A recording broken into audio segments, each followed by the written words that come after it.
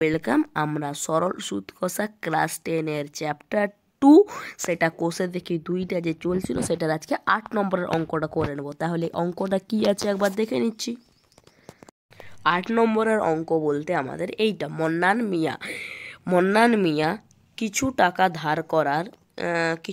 ধার করার 6 বছর পর দেখলেন যে সরল সুদের পরিমাণ আসলের 3/8 হয়ে গেছে। বার্ষিক সরল সুদের হার কত? এখানে প্রথমে দেখতে হবে কি কি জিনিস দেওয়া আছে। এখানে প্রথমেই আমাদের দেওয়া আছে 6 বছর, তাহলে সময়টা হচ্ছে আমাদের 6 বছর। এবং যে বিষয়টা আমাদের কোনোটার সঙ্গে নির্ভর আছে কিটা না, এখানে সরল সুদের যেটা পরিমাণ, এই যে সুদটা, তো সেই সুদটা হচ্ছে আসলের 3/8 অংশ। মানে আমরা এখানে দুটো জিনিস পেয়ে যাচ্ছি।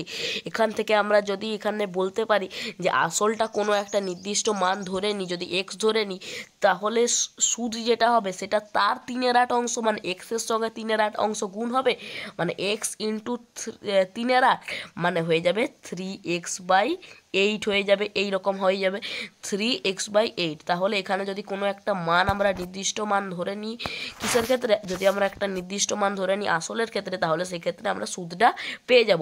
এবং সেটা লাস্টলি যেটা জিজ্ঞেস করেছে বার্ষিক সরল সুদের হার কত। তাহলে বার্ষিক যেটা সরল সুদের হার মানে এইটা রেট অফ ইন্টারেস্ট বা আরটা যেটা বার করেছে, তাহলে যদি আরটা আমরা মনে করে নিই বা ধরে নিই, আর বাকিগুলো যদি আসলটা একটা মনে করে নিই, তাহলে সুদটা বেরিয়ে যাচ্ছে।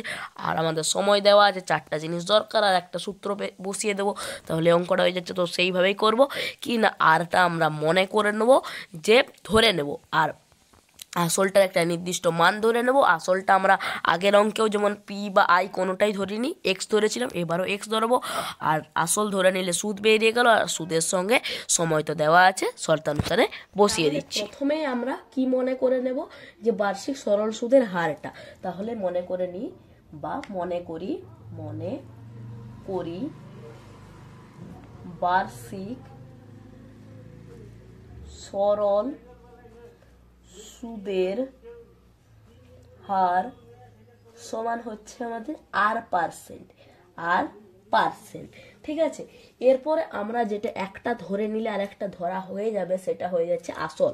তাহলে ধরি আসল সমান এক্স, যেটা বললাম, পি বা আই কোনোটাই ধরবো না, এক্স। ঠিক আছে, অতএব তাহলে সুদটা কত হবে? সুদ বলেছে আসলে 3/8 মানে 3/8 এত গুণ। তাহলে 3/8 গুণিতক এক্স, তাহলে হয়ে গেল 3x/8। ঠিক আছে, আসল এত টাকা, তাহলে সুদও এত টাকা। আর একটাই যেটা জিনিস দেওয়া আছে সেটা হচ্ছে সময়, যেটা হচ্ছে আমাদের 6 বছর। তাহলে আমরা কি জানি, সুদ সমান হচ্ছে P into R into T by 100। তাহলে পি এর মান পাচ্ছি এক্স, আর এর মান আমরা পাচ্ছি না, মানে ধরে নিয়েছি, আর টি এর মান পাচ্ছি 6, নিচে থাকবে 100 সমান, এদিকে হয় সুদ, আর সুদের মান আমরা পেয়েছি 3x/8। আর এইটা বসাবো, তো ডাইরেক্ট বসাতে পারবো না, তার জন্য এখানে শর্তানুসারে লিখে নেব, আর তারপর এটা বসিয়ে নেব। তাহলে শর্তানুসারে লিখে নেব, তারপর এটা বসিয়ে নিচ্ছি। কাটাকাটিটা করছি বা দিয়ে, তাহলে 6, তাহলে 3 হয়ে গেল, আর এটা 50 হয়ে গেল, 2 কাটলাম। ঠিক আছে, এবারে এইভাবেও কাটা যায়, মানে সমানের এপারে ওপরে কাটা যাবে। নাহলে এটা যদি এপারে নিচে নিয়ে যাব, এটা উপরে আছে, এই সাইডে এলে নিচে আসবে, তারপর কাটবে। তাই জন্য সমানের দুপাশে ওপরেও কাটা যায়, নিচে, আর সমানের যদি একই পাশে থাকে তাহলে ওপরে নিচে কাটা যায়। এটা যেমন ওপরে নিচে কাটলাম, এটা ওপরে কাটবো, 3 কেটে গেল। আবার এটা কাটবো 4 করে, 4 দুগুণে 8, 25 দুগুণে 50। তাহলে এখানে আমাদের এক্স বেঁচে আছে, এখানেও এক্স বেঁচে আছে, এক্সও কেটে গেল। এবার এখানে শুধু বেঁচে থাকলো আর এখানে কিছুই বেঁচে থাকলো না উপরে, আর নিচে বেঁচে আছে 25। শুধু আমাদের আরটা বার করতে হবে, আর রাখবো, নিচে 25 আছে, 25টাকে ওই পাশে নিয়ে যাবো। তাহলে উপরে গেল 25, আর এ পাশে নিচে আছে 4। একে ভাগ করব আমরা, 25 4 6 24 1, তাহলে 1-এর 4, 6 পূর্ণ 1-এর 4, 25-এর 4 মানে হচ্ছে 6 পূর্ণ 1-এর 4। অতএব দিয়ে লিখতে পারি যে আর সমান 6.1/4%। আর সমান পার্সেন্ট না, আর সমান পার্সেন্ট লিখবো না, আর এর সঙ্গে শুধু লিখবো।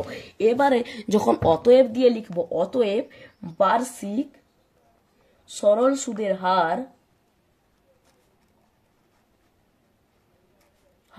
তখন আমরা লিখে দিতে পারি 6.1/4%। কারণ একটা আমরা মান ধরেছিলাম সেটা আর, তাহলে এখানে একটা মান ধরেছিলাম সেটা আর ধরেছিলাম, কিন্তু আর এর মানটা একটা নির্দিষ্ট মান বেরিয়েছে। এবার আরটা কি ভ্যালু না সরল সুদের হার, তখন আমরা এখানে এসে পার্সেন্টেজটা লিখবো। আমরা এখানে পার্সেন্টেজ লিখবো না, এখানে পার্সেন্টেজ লিখবো। তাহলে আজকের জন্য এতটাই। পরের 9 নম্বর অঙ্ক একদিন পরেই পেয়ে যাবে। Thanks for watching.